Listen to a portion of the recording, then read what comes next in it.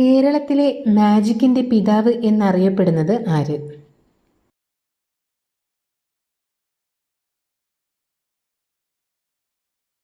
ഉത്തരം വാഴക്കുന്നം നീലകണ്ഠൻ നമ്പൂതിരിപ്പാട്.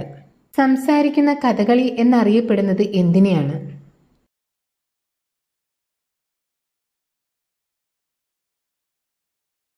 ഉത്തരം യക്ഷഗാനം.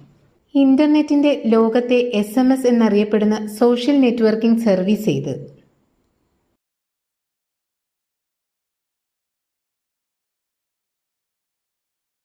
ഉത്തരം ട്വിറ്റർ. SMS എന്നതിന്റെ മുഴുവൻ രൂപം എന്ത്?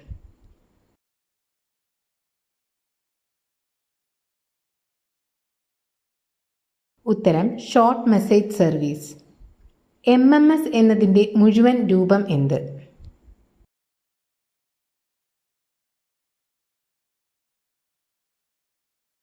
ഉത്തരം മൾട്ടിമീഡിയ മെസ്സേജിംഗ് സർവീസ്. ATM എന്നതിന്റെ മുഴുവൻ രൂപം എന്ത്?